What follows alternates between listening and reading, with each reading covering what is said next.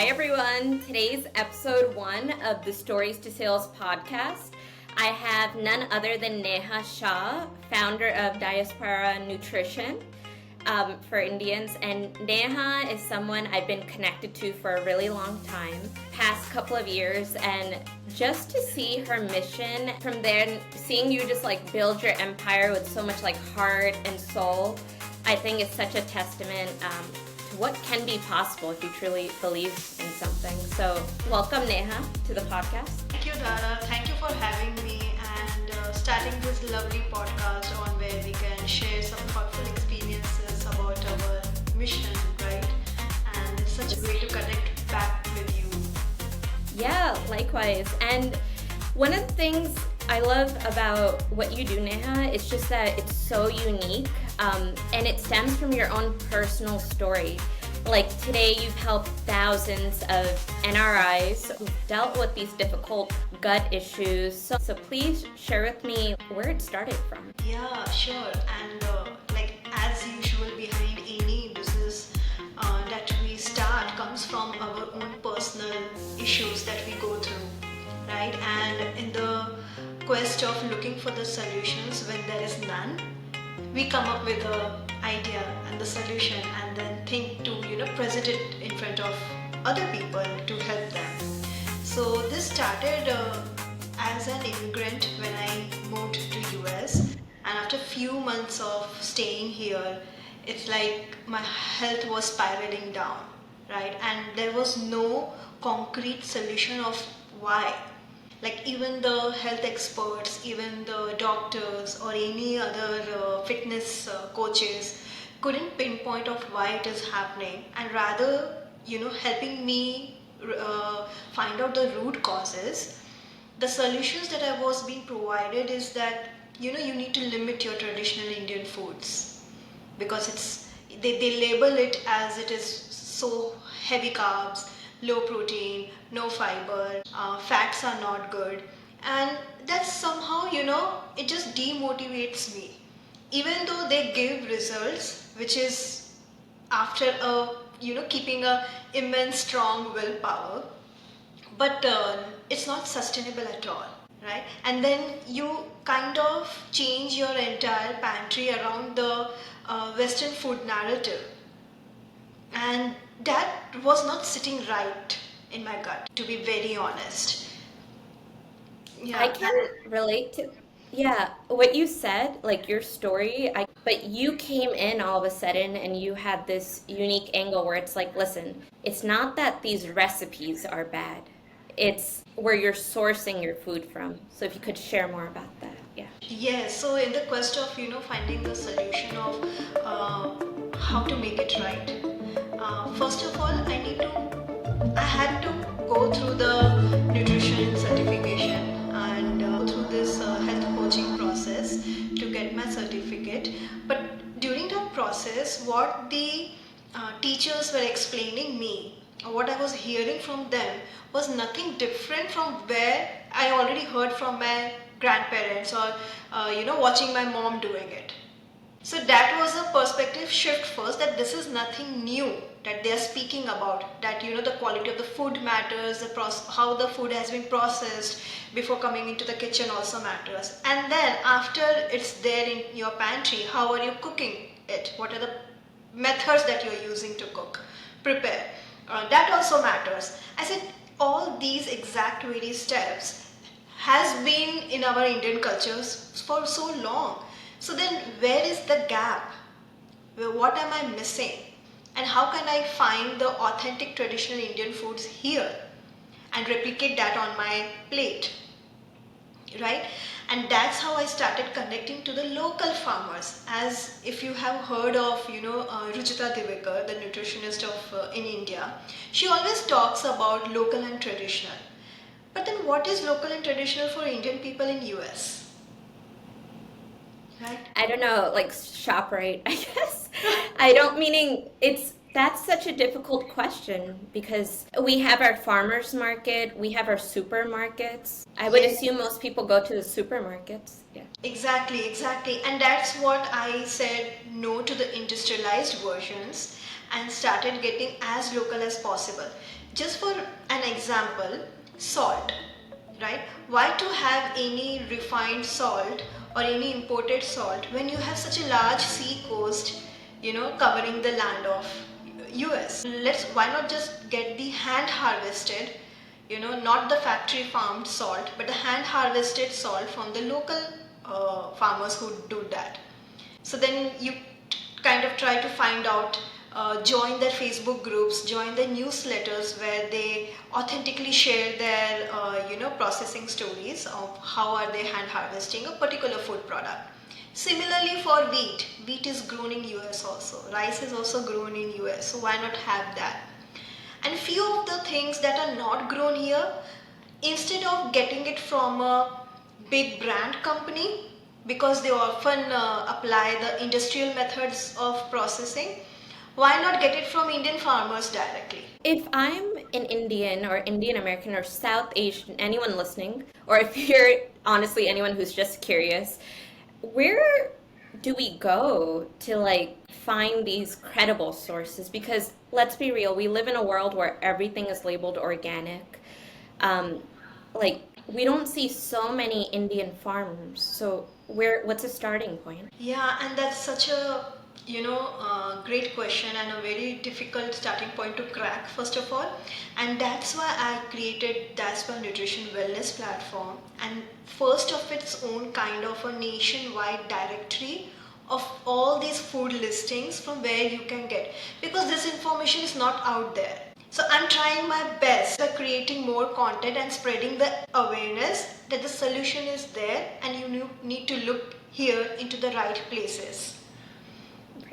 Right? I think you're the only person I know who is doing this. I haven't met one person in social media world, LinkedIn, anywhere who is taking this approach. If anything, I see a lot of Westerners who may not even belong to the culture. No offense if you're not listening, if you're listening. But preaching like, don't eat dal, don't eat this. And I think I've seen you been a little vocal about that as well. So I'm curious to hear more about that as well. Yeah. Yes, Dhara. And let me just tell you that Sure. there was a fear first on how to communicate well with my audience. Who are the ones whom I'm trying to talk to? Will they be able to get my point? Right? So it was very hard to come out, because when I speak that way, and in fact when I started speaking that way, I saw many of the health fitness gurus trying to move away, right? Trying to move away from me, right? Because in a community, especially when you live abroad, you kind of share each other's posts in the stories and try to build your own community and your visibility, right? But once you authentically start speaking your heart, there is a fear that am I going to be alone here? Who is going to listen to me? Who is going to support me? Am I not able to create my own inner circle of South Asian business owners who can uplift each other's messaging, right? And I did step back a little bit for this.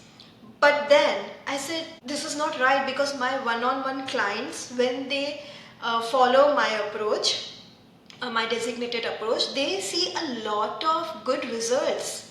And that has always pumped that confidence in me that I need to speak out more vocally and proudly. Yes. Right? It's not about demonizing that dal has more carbs than protein. First of all, this is a wrong way of looking into our Indian food, or into any cultural food for that matter.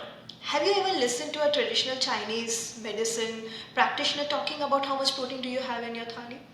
None of the traditional diets talk about that. Right? So then why only Indian diet has been scrutinized so much? You know, Neha, I've seen this with Indian food. I've seen it with so many Indian cultural things where down to our skincare, now it's all like fashionable. People are putting like haldi on their faces. People are putting haldi on their food. They're drinking haldi golden milk. And sometimes I wonder, like, I'm not too surprised that when you started sharing your message, that a lot of your colleagues, maybe in these nutrition programs or whatever, distance yourself? Because sometimes I feel there is something in the air where we don't get credit where it's due for what value we bring. So, Yeah, but I'm so happy that I stood for myself, and I think in any as a business owner or a small business founder, right? It's so important to trust yourself, trust your instincts, and stand up for yourself. Not to praise your competitors or your colleagues, but to attract your vibe, your own audience from whom you can match your vibe, right? And I that's love how, that. yeah, and that's how your No. work stabilizes, and we are happy on what we are doing. And since 1 year I launched this nationwide US directory, and we have more than 700 members in it. Wow. And 700 members, do you mean as in clients or just the network of farmers and healthy sources that are friendly for, yeah, So our I have been audience? practicing nutrition since last 4 years, and till now I have coached around 500 plus people. You know, all the immigrant families. But the Yes. last year I came out with this tight private community where I share my local US farmers directory listings, which is more than 250 plus links of each food Wow. category. And there we have more than 750 plus actually members inside that tight community. Wow. And that is just the power of sharing your story and your message. And one of the things I did want to ask you and other guests is that starting something takes so many guts. And when you first start something, you get so much resistance. You have to have such a strong mindset. And so when I focus on Neha as a business owner who came to America in 2015, correct? And since then, like you were an engineer, you found your calling, you started your calling, and I'm sure was there ever like resistance too? Like I know you just said people kind of stopped sharing your posts, but from family or friends? Family and friends were always very supportive. Okay. And yeah, and the only thing that was stopping me was how to create that, sustainable business structure on how to run this, how to operate it, right? That was very important for me. And uh, by the God's grace, my actually college friends and school friends, those who are the batchmates and the juniors and the seniors, everyone, they loved it because I was very famous in my school time and college time as a topper. I used to teach Oh, the entire, yeah, I used to give the lecture and teach the entire section of my IT profession when I was doing my wow. engineering and information technology. That Neha can break down things into a simpler form and make us understand the coding, the algorithms. Mhm. And that's why when they saw me coming into this field, they were like, why to go to other nutritionists whom I don't know, and we know you personally, how good you are on whatever you do. Why not just consult with you? And your messaging, it is really different. Like you show your Indian thali with so much pride and grace, and we are here like trying to eat no oats, trying to do something masala quinoa thing, just to gulp it down under our throat, and very effortlessly you are looking good, just like the way you were in college, and that gave me confidence. Those people are my first people and have always stood by with me in this I I love that because I think when we start a business, our minds go to complicated places where our clients come from. My first clients, like yourself, like came from actually a group, a mastermind I was in. It came from like friendships, communities I was already in. And so I think if you're listening, Neha's story is such a great point. Like she's built this really successful business and it all started with her heart, her mission, and her clients literally came to her because she was already so aligned, you know? But tell me now, like, You have your business now, you're making this impact. What does the next 5 years, or maybe the upcoming year of Diaspora Nutrition look like? Yeah, you know what? I am not like other business strategy person who I will Yeah. think that okay, like how should I look after 5 years of this? Because I'm very clear in my thought and in my approach that I don't want to go as big as making an app and hiring some, 10 nutrition coaches under me and they are running the consultations and everything, right? And making it that big.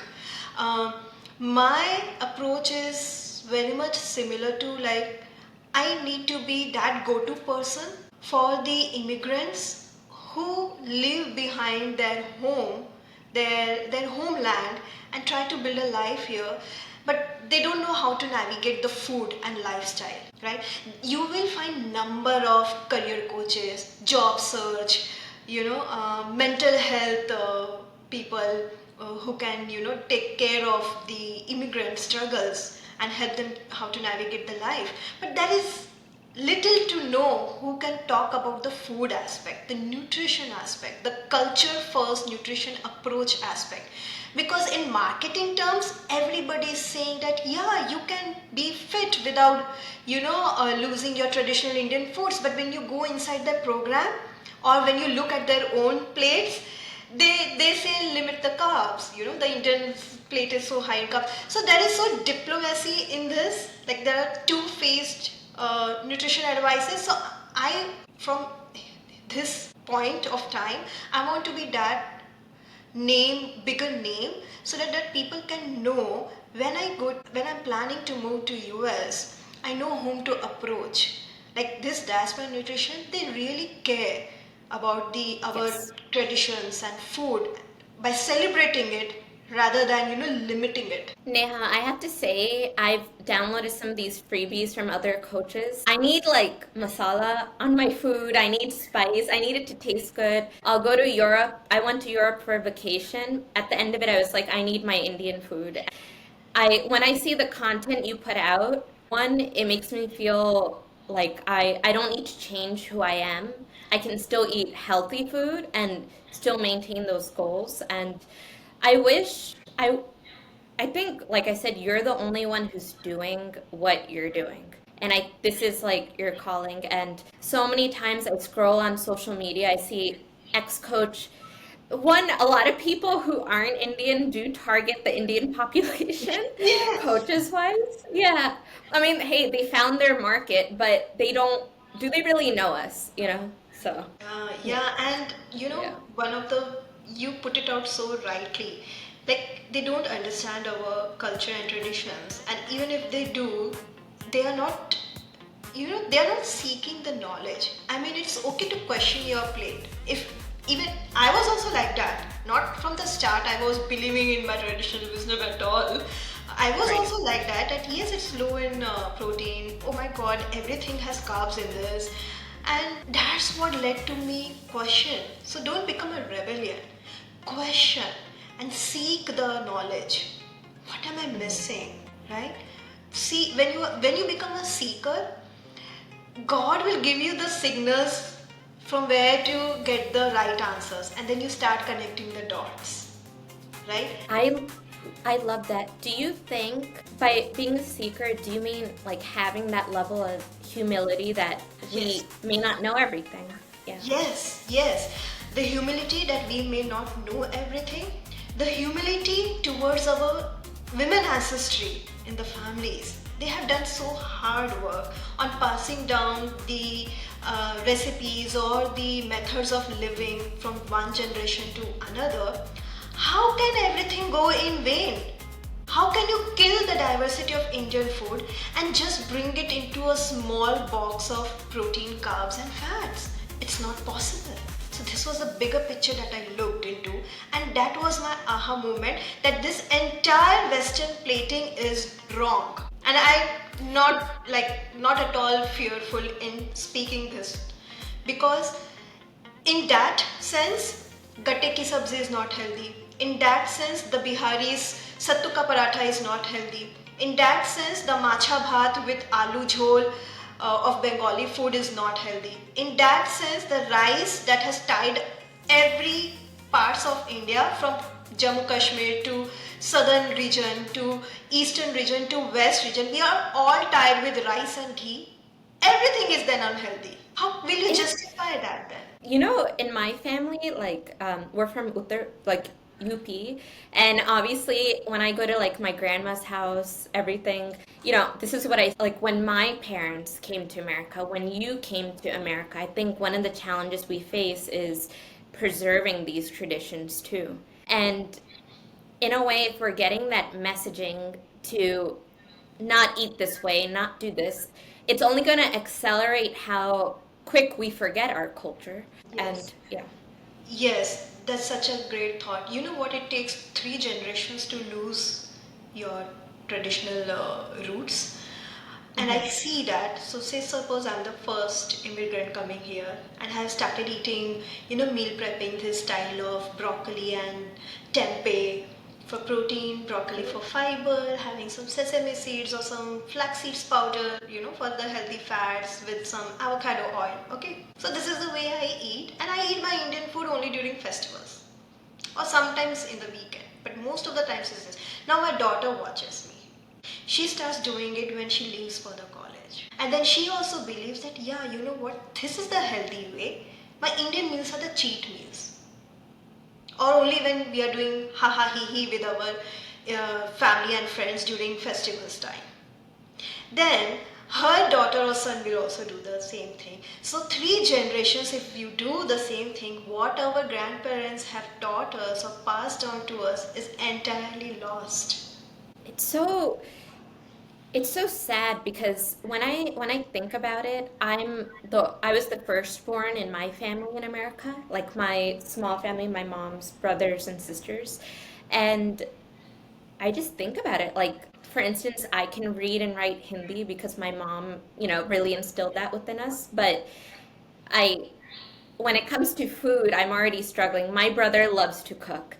At one point, I loved to cook, but I do think like, my grandparents are older now, and I obviously, my mom isn't around anymore, and so I think like I really need to tap into like, obviously I'll tap into your resources, like what my mosi is around, my nani is around, my mommy is around. Like I need to tap into the knowledge these people have because who knows?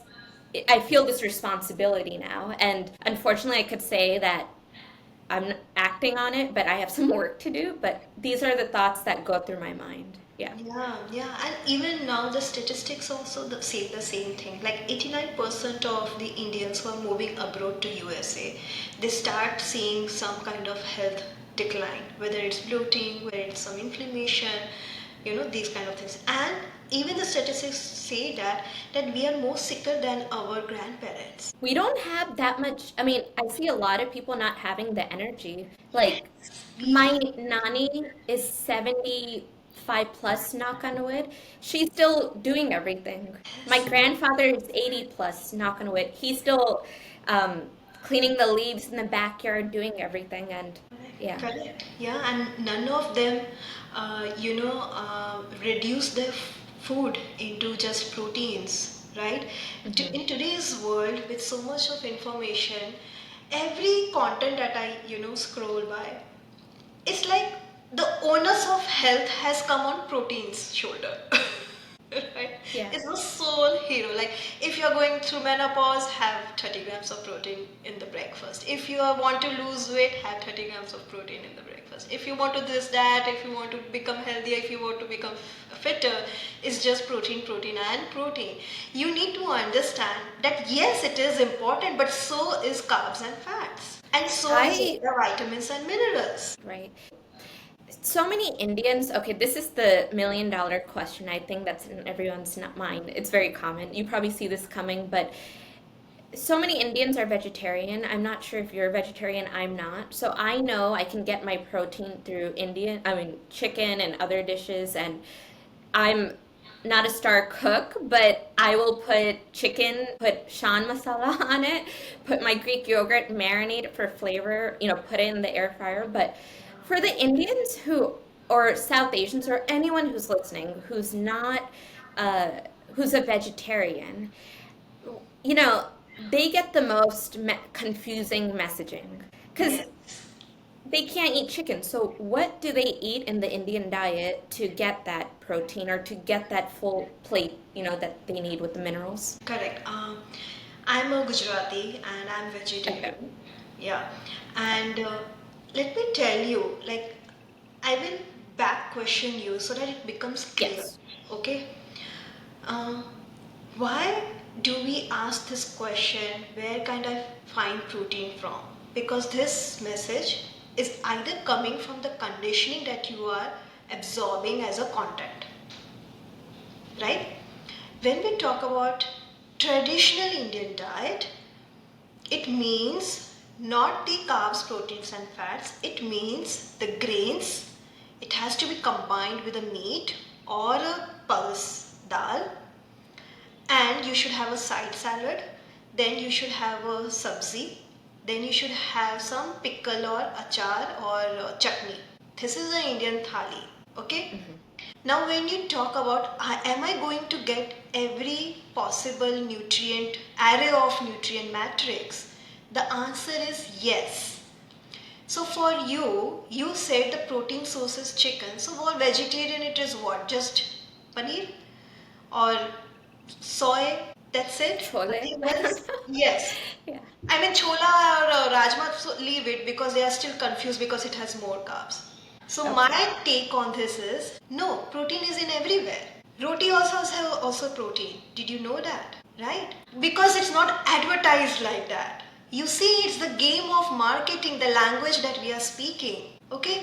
So when I change my sourcing, as I said that I source it from local farmers, I make sure that the variety of wheat is good, it is stone milled and everything. That particular one serving of my roti wheat flour has about 6 to 7 grams of protein. Now I pair it with a dal, one serving of pulse has anywhere between 7 to 9 grams of protein depending on what kind of pulses you are having. By pulses, can you elaborate what those are? What do you mean? So pulses are legumes and lentils.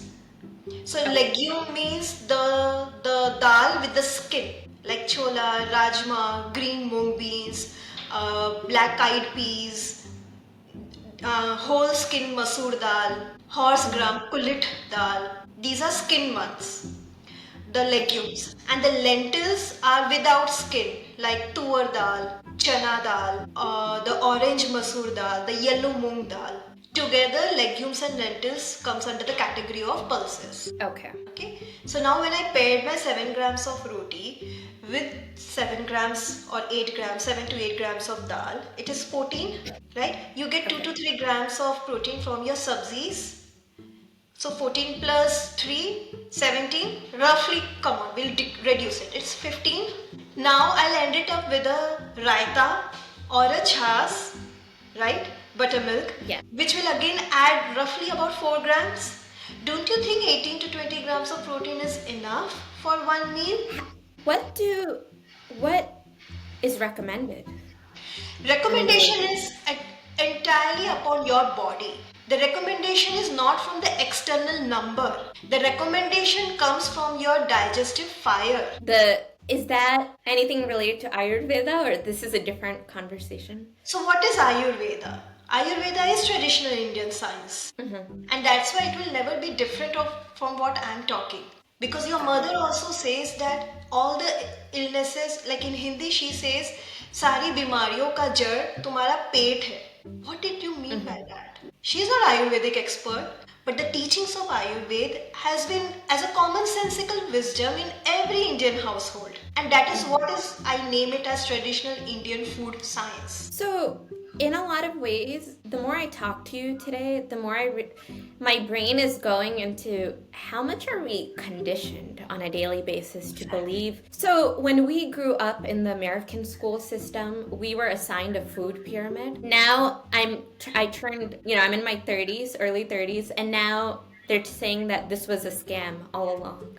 Now everyone is debunking that. And so it just makes me think, how, like, yeah, we X amount of protein, but who is really recommending this amount of protein when, like you said, your body is different than my body, then it's different than probably a male body, someone else's body. And so, where do you think this level of this marketing and this, I don't want to say brainwashing because that's too strong, but Right. where do you think the source is? Yeah. Is Yes. it doctors? Is it, yeah. It's a mix. We cannot pinpoint a particular, Okay.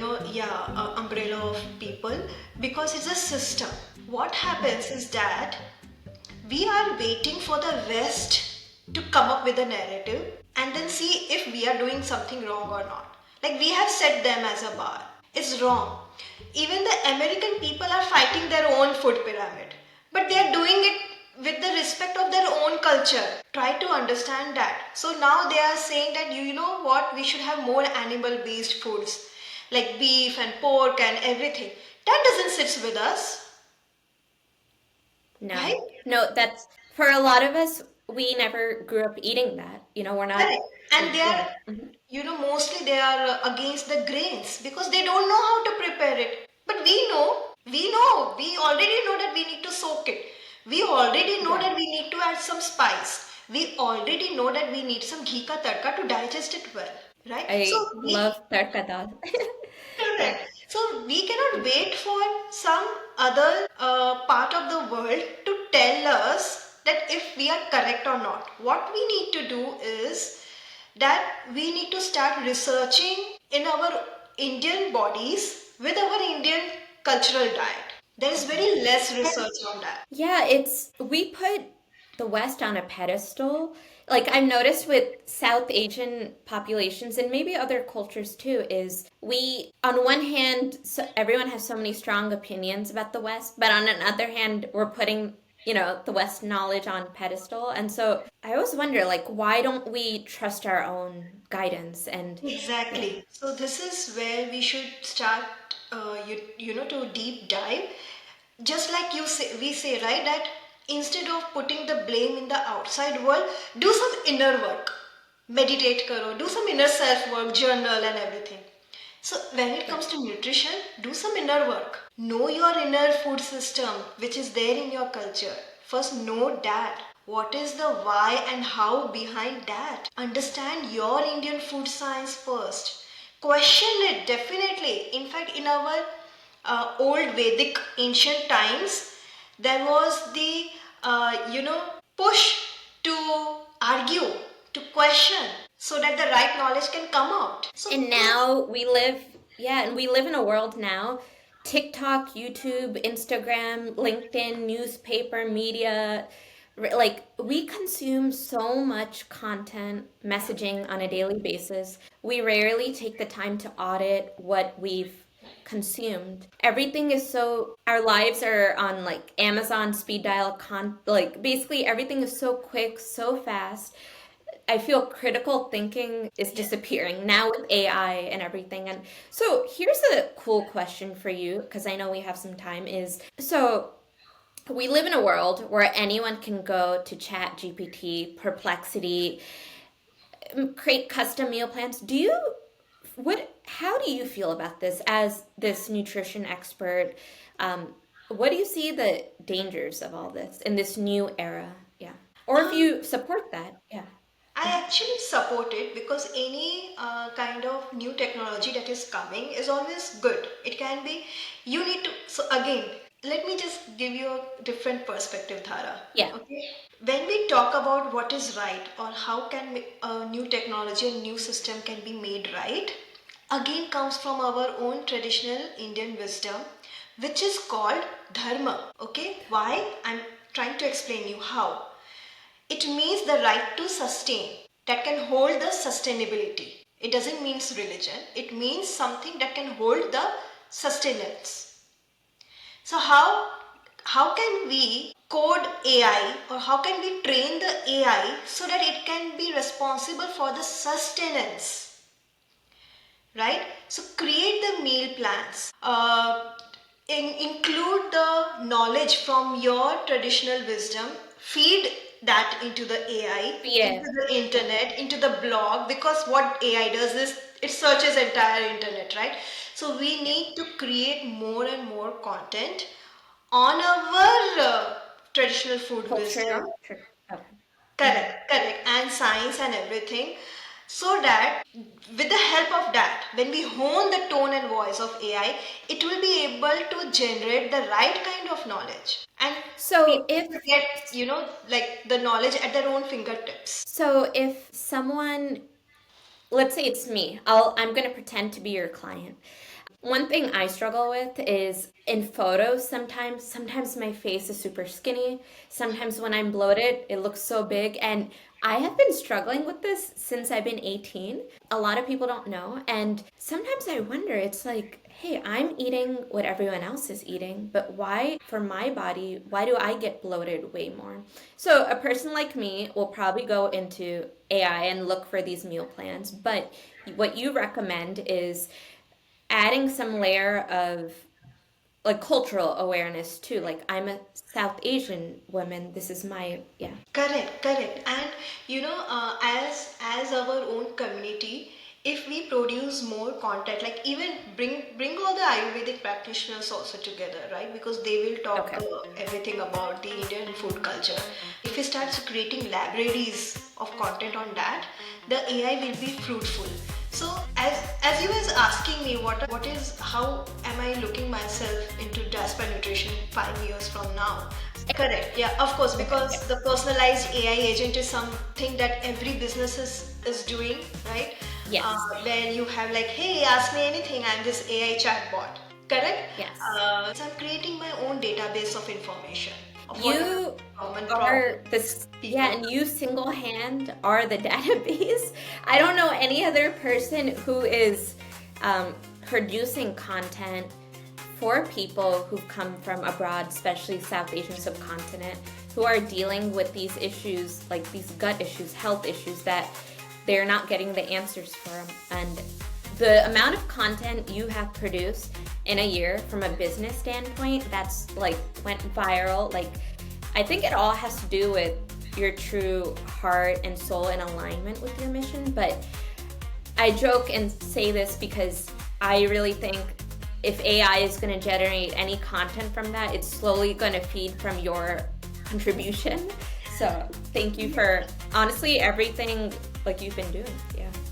Thank you so much, Dhara, for this honest conversation. First of all, there are Yeah. not many people.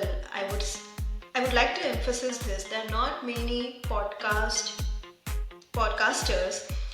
who let the guest open up the way they truly are. And in today's conversation, I really loved it. The way you supported the flow of, the topics that it's going through and everything, and honored it, so that we don't feel restricted on what we are talking about. One of my dreams, so Neha, like when I got out of college, I was working in a bank. My dream people were Oprah, were Lisa Ling, and I'll tell you why, because I'm so happy you said this because that means my mission is accomplished in some way for today.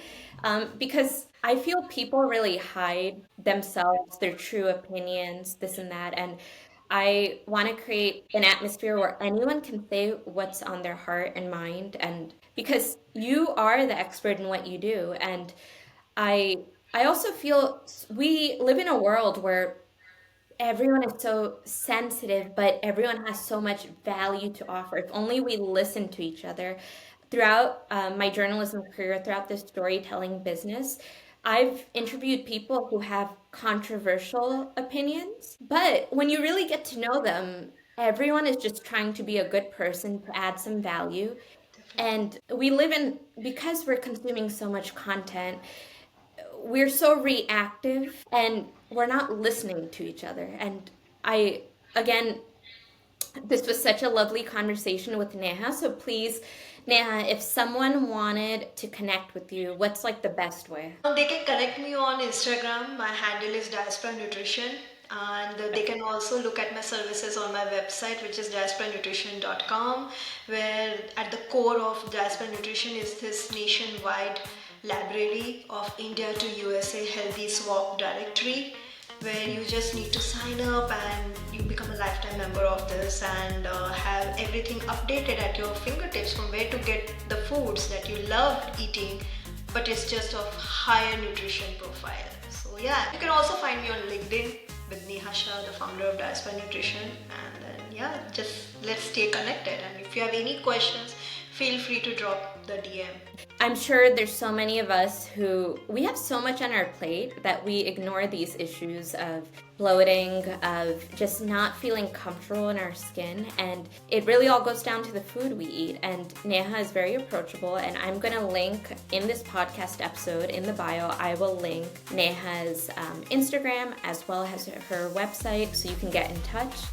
And Neha, as we end this episode, I want you, if you could leave this episode saying one thing, what would it be to impact our listeners today? The one thing I would like to say is stay traditionally rooted. I think this is the most important factor that will lead you to live a stress-free life abroad, away from your homeland. Staying true to your cultural background is going to be your superpower here, especially in these tough times. We are living in a time where we're getting a lot of information from different places, and we always have our roots to back on, and we have people like Neha really leading the way here. So there's no room to have doom and gloom, guys. Stay positive. Thank you so much, Neha, for your time. Until next week, this is the Stories to Sales podcast with yours truly, Dhara Singh. For next week's guest episode, stay tuned for that. Everyone.